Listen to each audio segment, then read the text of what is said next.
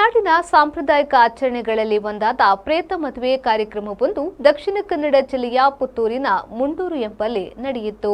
ಹಲವು ವರ್ಷಗಳ ಹಿಂದೆ ಮೃತಪಟ್ಟ ಆನಂದ ಮತ್ತು ಸರೋಜ ಎಂಬವರ ಆತ್ಮಗಳಿಗೆ ಶಾಂತಿ ಸಿಗಲಿ ಮತ್ತು ಅವರ ಕುಟುಂಬದ ದೋಷಗಳು ನಿವಾರಣೆಯಾಗಲಿ ಎಂಬ ಉದ್ದೇಶದಿಂದ ಈ ವಿವಾಹವನ್ನು ಅತ್ಯಂತ ಶ್ರದ್ಧಾಭಕ್ತಿಯಿಂದ ನಡೆಸಲಾಯಿತು.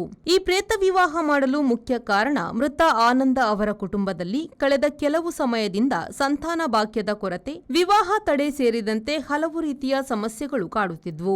ಕುಟುಂಬದ ಕಷ್ಟಗಳಿಗೆ ಕಾರಣವೇನು ಎಂದು ಅರಿಯಲು ಜ್ಯೋತಿಷಿಗಳ ಸಲಹೆಯಂತೆ ಪ್ರಶ್ನಾ ಚಿಂತನೆ ನಡೆಸಲಾಯಿತು.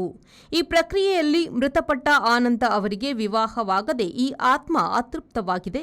ಇದರಿಂದಾಗಿ ಕುಟುಂಬದಲ್ಲಿ ಇಂತಹ ಹಲವು ದೋಷಗಳು ಕಂಡುಬರುತ್ತಿವೆ ಎಂದು ತಿಳಿದುಬಂದಿತ್ತು.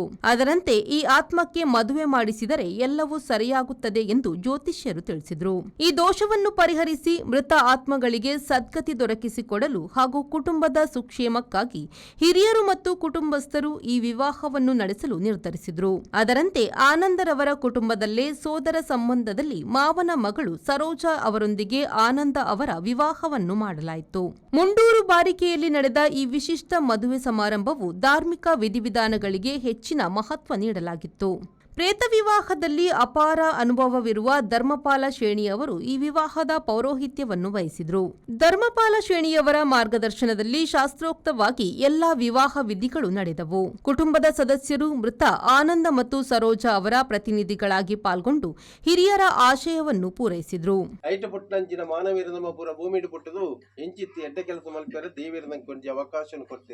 ಪ್ರತಿಯೊಂದು ಕೆಲಸ ಕಾರ್ಯಗಳನ್ನು ಮಲ್ಪಡಾನ ಪೂರ್ವ ಜನ್ಮದ ಪುಣ್ಯಲ ಗುರಿರಿಯಾಕಲ ಆಶೀರ್ವಾದಲ ದೈವದೇವರ ಅನುಗ್ರಹಲ ಬೋಡಿಗೆ ಅಂಚಿತ್ತಿ ಯೋಗ ಭಾಗ್ಯವನ್ನು ಪಡೆಯೊಂದು ಬತ್ತಿಂಚಿನ ಮಾನವೀರ ನಮ್ಮ ಪ್ರತಿಯೊಂದು ಕೆಲಸ ಕಾರ್ಯವನ್ನು ಮಲ್ಪುನಾಗ ವಿಶೇಷವಾದ ಆನು ಪೊಣ್ಣಾಗ ಮದಿಮೆ ಮಲ್ಪನಂಚಿನೊಂದು ಎಡ್ಡೆ ಕಾರ್ಯವನ್ನು ಕೊಡ್ತೀರಿ, ಎಡ್ಡೆ ಯೋಗವನ್ನು ಕೊಡ್ತೀರಿ, ಭಾಗ್ಯವನ್ನು ಕೊಡ್ತೀರಿ.